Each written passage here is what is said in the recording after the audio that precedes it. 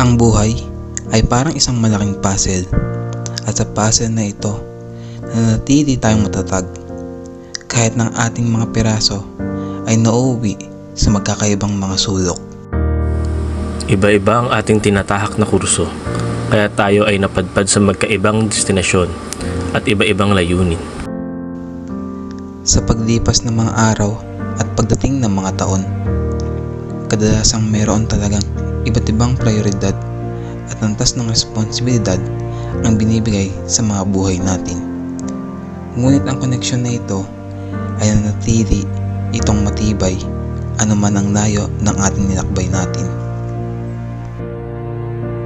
Gayunpaman, sa gitna ng paghihirap, tayo ay may mga sandaling koneksyon.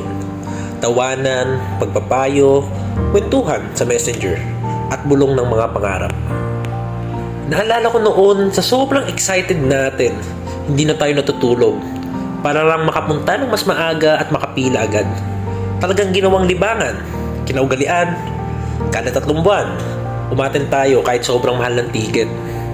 At dumadating ang araw na muli nagtatagpo ang ating mga landas.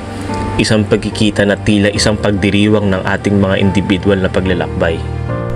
Kaya naman ang video na ito ay para sa mga kaibigan nating nanatilig solid at naging bahagi ng ups and downs ng buhay natin. Naway magpatuloy ang inyong kwento bilang patunay na kayo'y solid na nagmumula sa pagtanggap ng pagkakaiba. At sana'y manatili ang inyong mga koneksyon na hindi mababali kahit ano pa man ang inyong mga prioridad at antas sa buhay.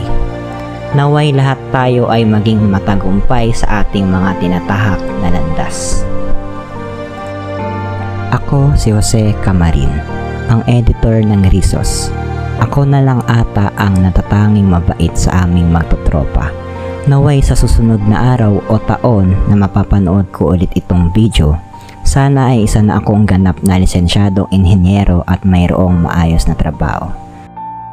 Ako si Dieter Malapitan, para sa future self namin na nanonood ngayon. Sana nakaagala pa rin tayo katulad ng ginagawa natin taon-taon. Ako si JC Cardos, isa sa mga mababait sa tropahan, laging on time kapag may meetup. Patuloy na umaasa na maging kami ng bebe ko hanggang pagtanda. Kaya babalikan ko ang recording na ito sa future kung totoo ang nais na pangarap.